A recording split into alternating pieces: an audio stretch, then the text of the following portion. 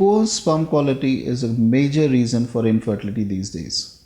As we mentioned, 1 in 6 couples find it difficult to get a pregnancy, and I would say 50% of such couples have a direct or an indirect reason that the sperm quality is not good. What do you mean by sperm quality? What is it? Now we have to understand that sperms are the germ cells that are produced by the man. These are produced in plenty of numbers by the testes.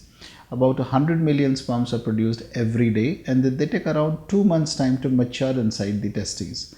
Then they come out through a pipe that comes out of the testes and travel through that pipe for another, let's say, a couple of weeks, and then they're stored, and then when there's ejaculation that happens, the semen containing the sperms come out. Now the sperms that come out in a single ejaculate, they could be anywhere between 30 million to 300 million. But we say a good sample is where at least 40 million or more sperms are present. WHO, that is the World Health Organization, has looked at the semen sample and has given us a classification, or let's say a standard semen analysis situation, where it's expected that the semen volume should at least be 1.5 ml. It should contain at least around 40 million sperms. Almost half of these sperms should be motile. By motile, they should be able to swim from point A to point B.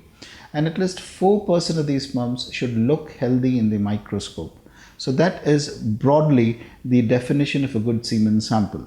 Now, unfortunately, almost 50% of couples who are not getting pregnant are not doing so because of the lack of good quality sperms. Now, that good quality could be of 3 kinds. You could have less sperms, meaning there are sperms less than 40 million per ejaculate.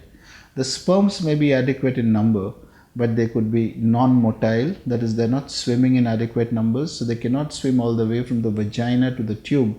That is where the egg is settled.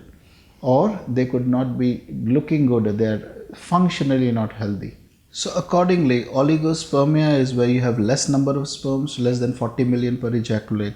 Asthenospermia is when the sperms are non-motile, they cannot swim from point A to point B, or less number of motile sperms.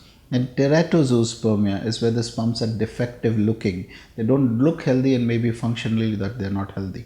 So you could have either a oligospermia or a asthenospermia or a teratospermia or a combination of any of these. All of these constitute what we can say is poor sperm quality. Now the next question is how many people are affected and which age group is affected the most. So quite obviously, this is the age group that is trying for a child. This is the age group that is actually getting a semen analysis done. So the data that we have is only for that age group. Now 50% of men who are trying for a child and not getting pregnant have this problem. So if you were to put a figure to this would be anywhere between 7 to 10% men at any given time have poor quality sperms. And that is a major cause of infertility these days.